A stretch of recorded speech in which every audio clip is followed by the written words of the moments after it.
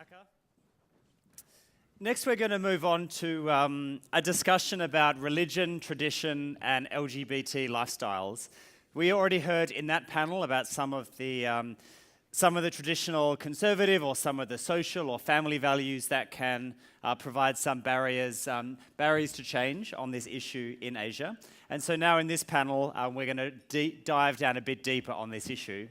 But just before we get into it, I do just want to remind everybody about the app that we have. So if you haven't already got it on your phone, normally it's don't get your phone out at a conference. So now we're saying get your phone out, download the Economist Events app, and then you'll be able to click there on the Pride and Prejudice event, and you will have the information about the schedule and everything, but more importantly, you'll have the chance to answer the poll questions, and you'll also have the chance to send questions up via the screen if there's something that you want to send up, as well as being able to ask in person. So do download the app if you don't already have it. So for this panel, I'd like to invite my two speakers to come up on stage. So we have Jay Lin, the founder of Portico Media, and then also Khee Teik, the co-founder of Seksualiti, Merdeka. If you both could come and join me on stage. Thanks very much.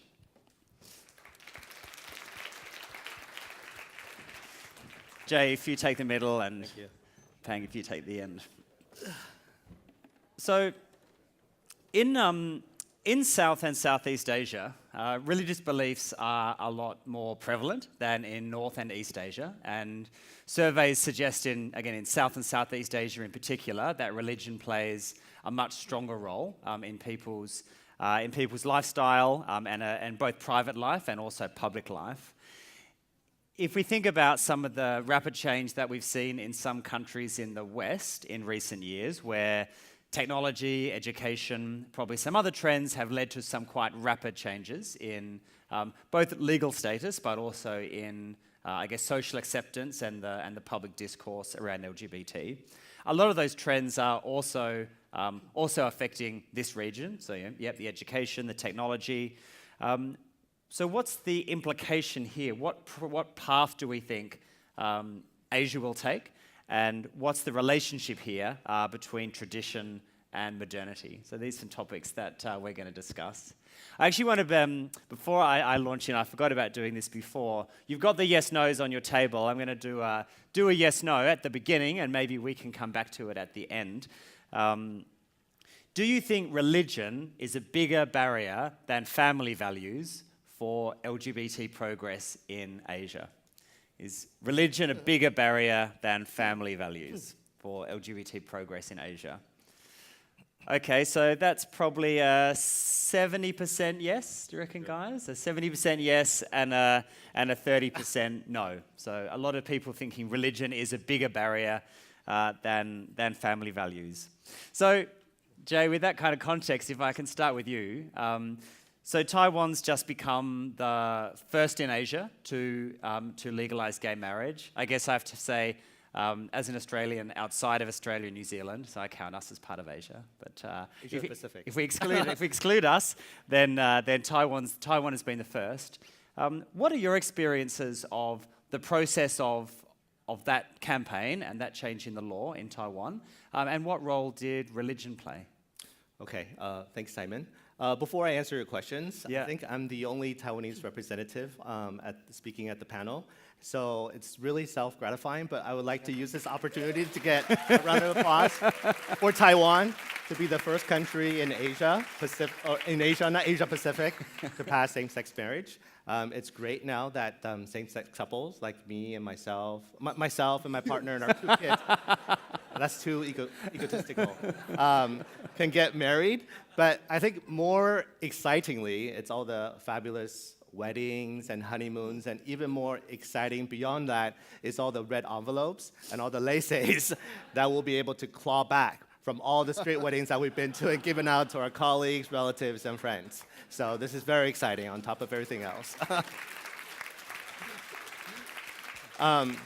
But the previous panel have also mentioned kind of like the legislative judicial process. And so maybe I can highlight some of these important components that led to kind of like the final marriage being legal on May 24th.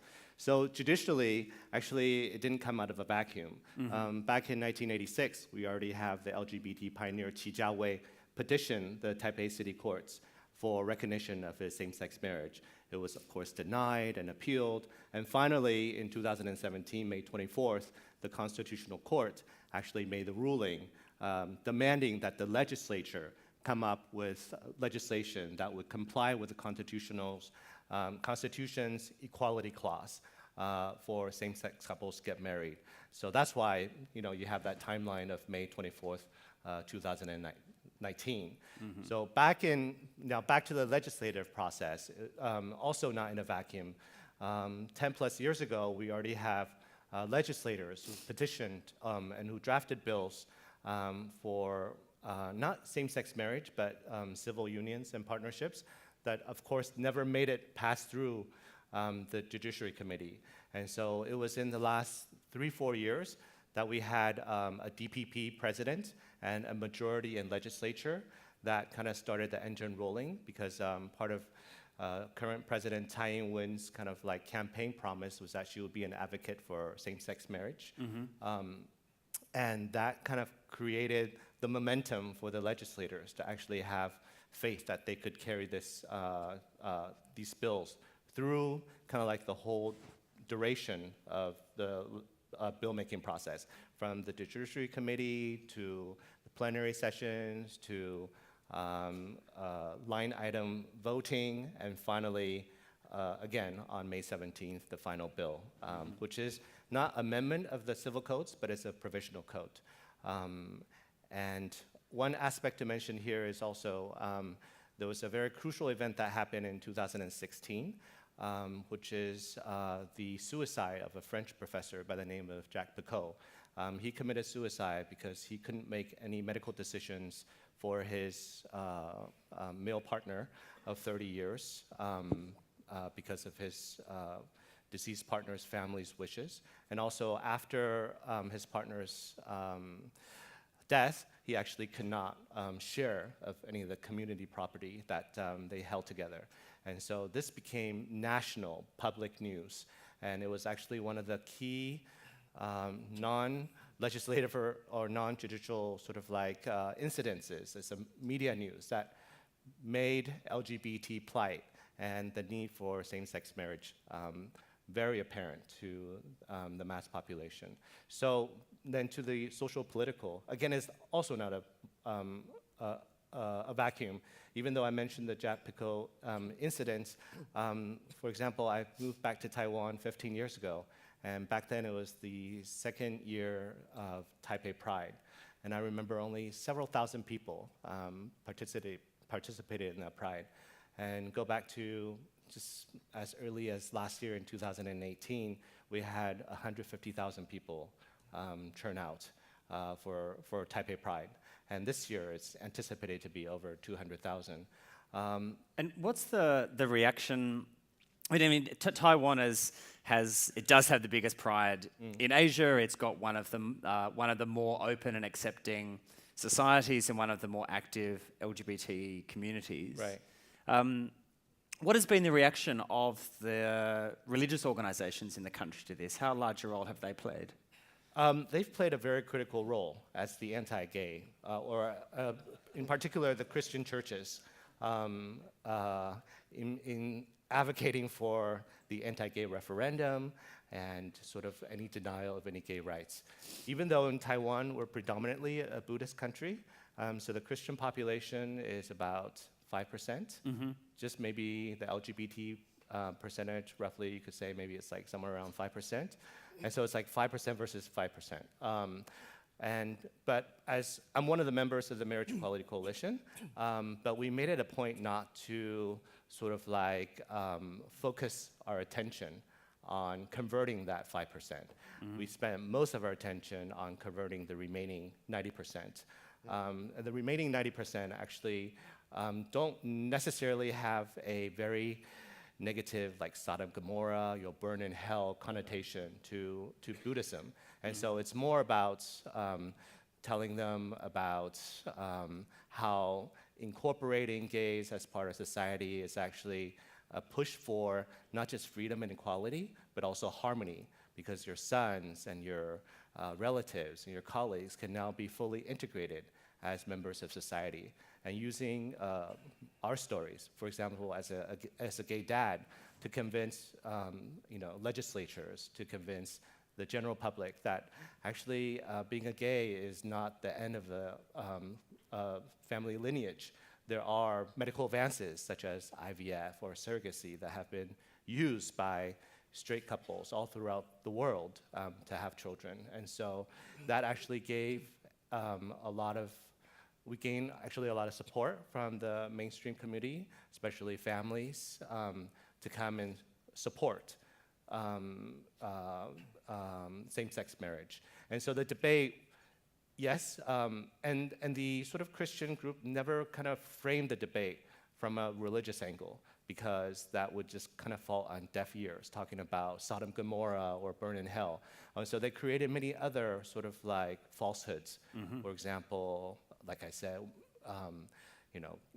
gays can't have children, and so Taiwan already have one of the lowest birth rates in the world. Then we'll shrink as a country, or it'll become an HIV nation. So it's a lot of other and so the focus was more on like elements of tradition in social traditions or family traditions rather than religion. It really wasn't on religion. And the Buddhist aspect, I think we also made special efforts to attend Buddhist ceremonies and to communicate with Buddhist monks and Buddhist priests and participate in these traditional processions to give the visibility for the Buddhist members of society that we are adherents, and it is not inconsistent to be a Buddhist and also gay, and nor support LGBT peoples. Yeah. Pang, if I can bring you in at this point, so you were the co-founder of Seksualiti Merdeka, so a non-government organization in Malaysia. So Malaysia is, I guess, not only a Muslim majority country, but it also has Islam as a state religion, and so it defines itself as officially a Muslim nation rather than just a place where people happen to be Muslim. So you've got both the social angle and I guess also the formal angle through the state structures to deal with there. How is it for LGBT people in that kind of context to express themselves and express their identities? Thanks, and I just want to clarify. So Malaysia is not a Muslim nation, in spite of what some of its politicians like to claim. We are constitutionally secular. However, there is a line in the constitution that says that Islam is the religion of the federation, and it is supposed to be interpreted as the religion for ceremonial purposes. However, it's such a vague line, and whoever who wrote it did not think about how it could have been used in the future to create wars. And so I think a lot of people are now, a lot of politicians are using that line to say that Malaysia is a Muslim nation because of that line. But it is a secular nation with Islam as the religion of the federation, and it's a Muslim majority country. So we want to make that very clear. And the other thing that that's very interesting that I've been trying to grapple with is the phrase LGBT lifestyle that we have in the title. And this has been a communication that I've been having with the organizers of the festival. I was trying to get it changed to LGBT communities, because the phrase LGBT lifestyle has a trivializing effect. And it's actually the very phrase that people in my country and elsewhere have used to say that this is just a lifestyle choice, right? It's like something Vogue is going to recommend people to take up next winter, right? And I think, and I can see why the phrase LGBT lifestyle appealed to a very commercial, market-driven community, because you can market more things. But I think it's also important to note that for a lot of people, it's not just lifestyle, and that in fact, the word lifestyle has been used to undermine the communities and the choices. So last year, there was an exhibition in in Penang, which is a northern state in Malaysia, where a photo of mine and a trans activist who was here last year, Nisha Ayub, both our photos were featured, and it was a state-sponsored exhibition. Our photos got viral because apparently some people didn't like the fact that the government is sponsoring an exhibition that features 2 photos of LGBT activists, and the Minister of Religious Affairs from the new government, and this is the government who has finally changed after 61 years in Malaysia, since independence. This new minister asked for both our photos to be taken down, and the phrase he used was that we are promoting LGBT lifestyles. So it irks me a little bit to be sitting under this, but but it's okay. I gave me the opportunity to say this now. What I think is important for us to talk about is LGBT communities, because one of the things that the minister tried to say is because Malaysia is an Islamic country, and he says that erroneously again, because Malaysia is an Islamic country, we should not allow things that are against Islam, right? And very interestingly, he was also the first minister to say LGBT people have rights. We should not discriminate against them at work. But please don't promote LGBT lifestyles. Keep it private. And I think for a lot of people, this works as a kind of social bargain, right? The idea that, yes, maybe the society doesn't accept you because the majority believes in a certain thing that will make it hard for you, and so you accept the bargain of privacy. But the question is, who can afford real privacy? And especially if you also live in a society where state and social scrutiny of your lifestyle is so present all the time, the walls have eyes, where are you going to hide? How many of us are rich enough to live in gated communities, in bungalows, where we have total privacy anyway, right? And also the laws allow the state to come into your bedrooms. So what privacy is he talking about? Privacy is such an abstract concept. It doesn't protect anyone except the very privileged. So, and I give an example this way. I met someone last year who he had a relationship with his partner that he met online, as most of us do. 5 years into the relationship, his partner had an accident, lost his memory, woke up in the hospital, and no longer recognizes him. But because they're both not out to their families, they were both not out, and my friend could not tell his partner's family that he was the partner. And immediately from there, he was cut off from caring for his partner. They kept their relationships private, as the state asked them to do, but it did not protect their relationship. He lost everything. He lost his relationship. He lost the ability to care for his partner then. So this is a story I like to use to say that privacy, especially privacy that the market likes to offer to LGBT people to say, this is our right, when it's tough, at least you have the right to privacy. It's not enough. And it also does one thing, it isolates people, especially in a country where if you are Muslim and gay and man, you have some privileges because your religion is part of the state's recognized religion.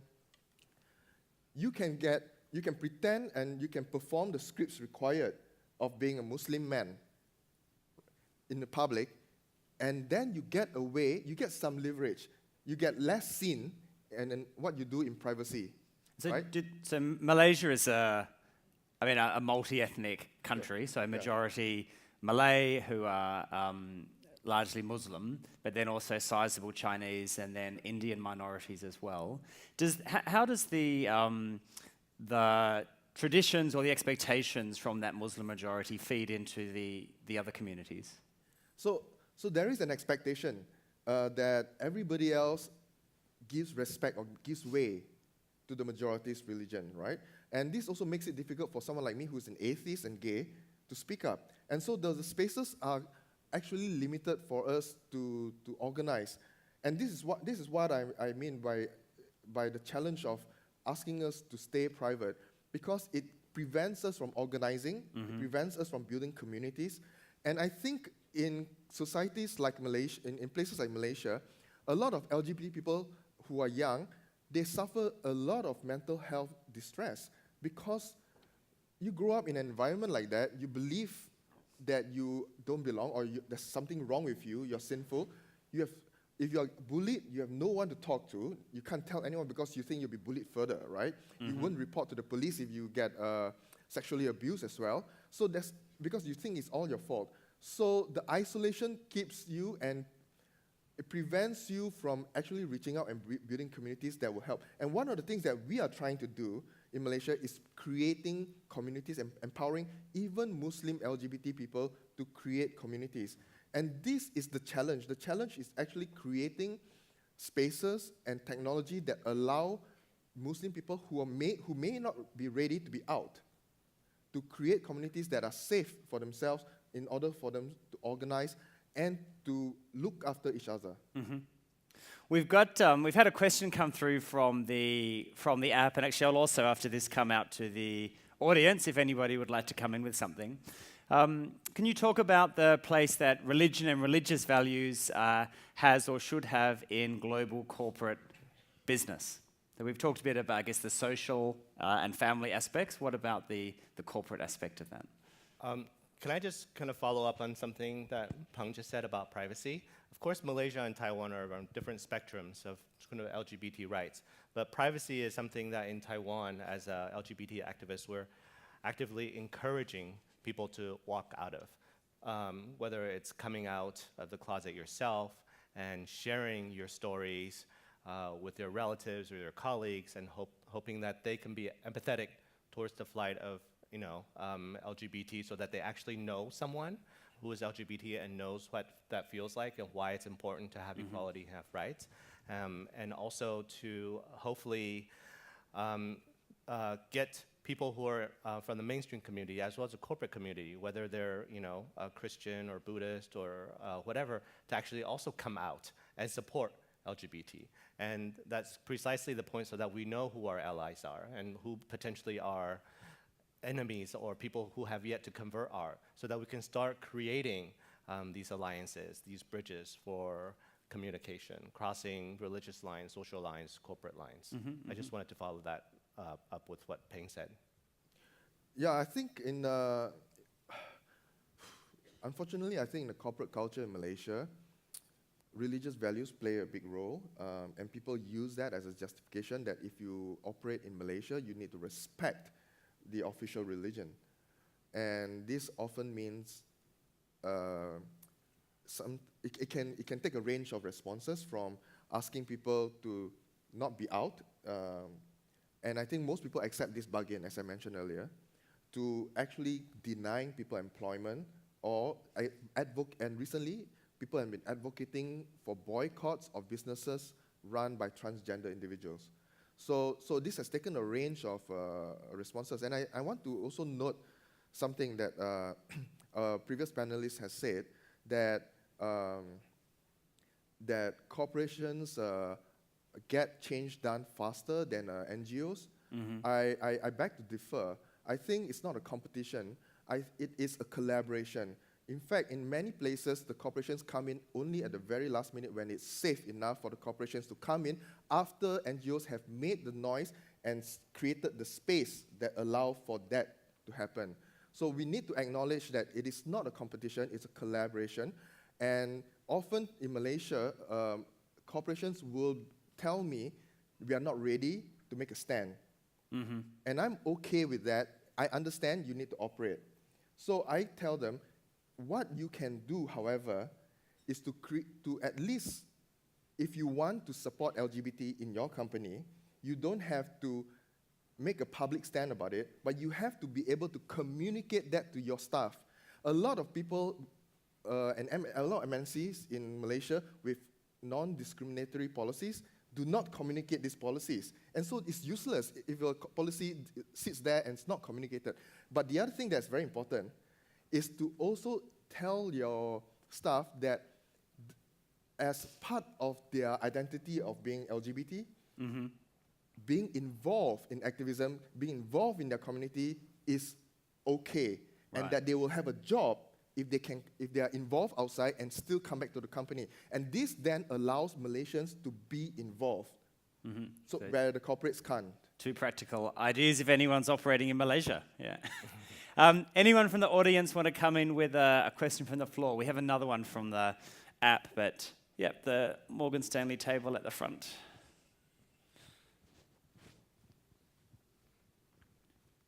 Hi, I'm Chloe Scott from Morgan Stanley. So given, Jay, what you mentioned about how the Christian society in Taiwan kind of stepped away from Christianity to talk about other reasons why the LGBT lifestyle shouldn't, go ahead and gay marriage shouldn't go ahead, how much do you think that religious groups stand behind, their religion as a reason, as opposed to, questioning the religion, given how many pro-LGBT plus churches, and mosques there are out there, and how can we kind of tackle things from that angle?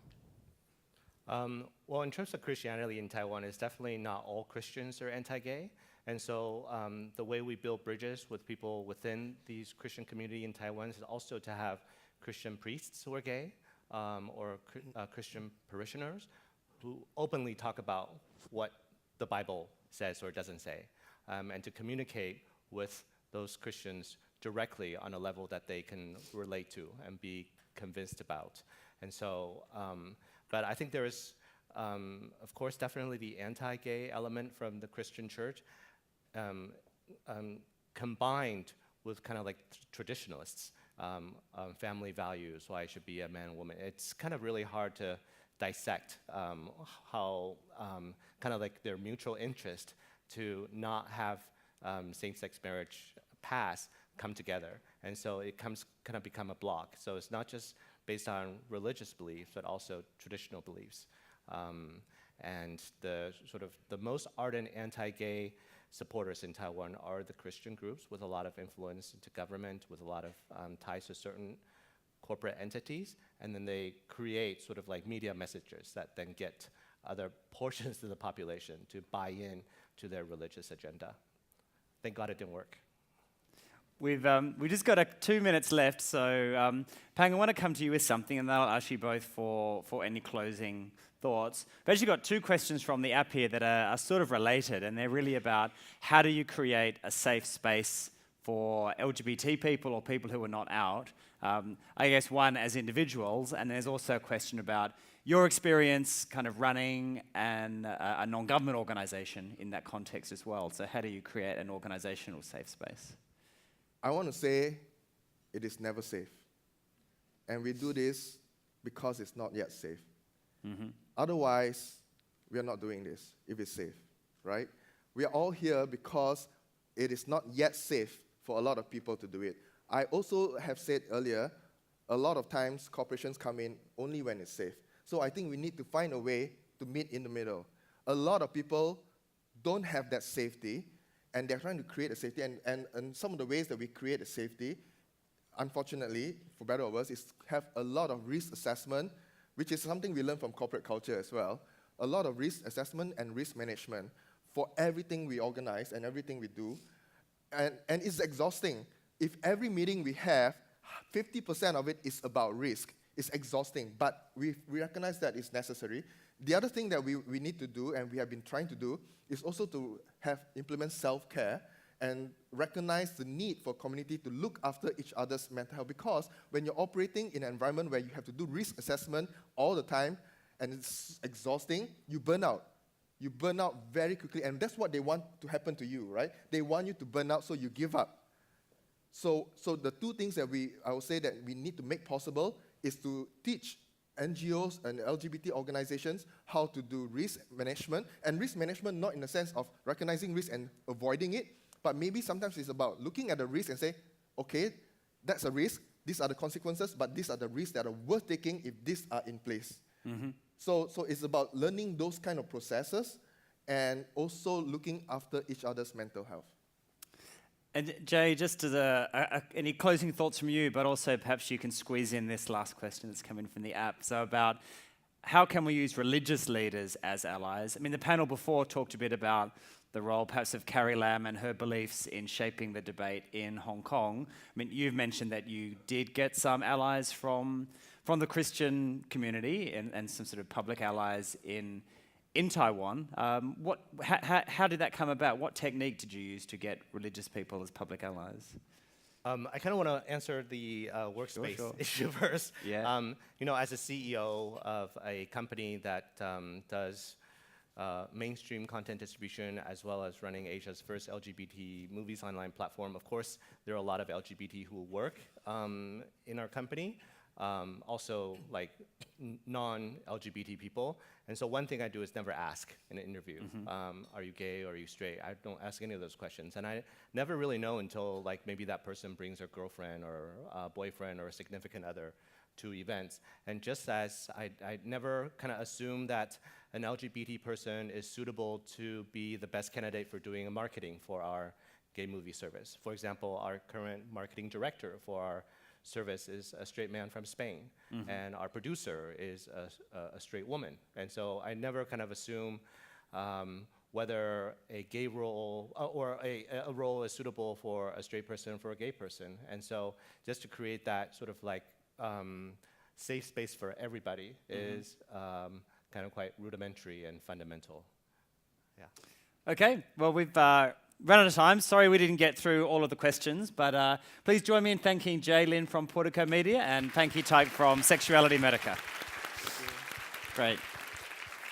Thanks very much.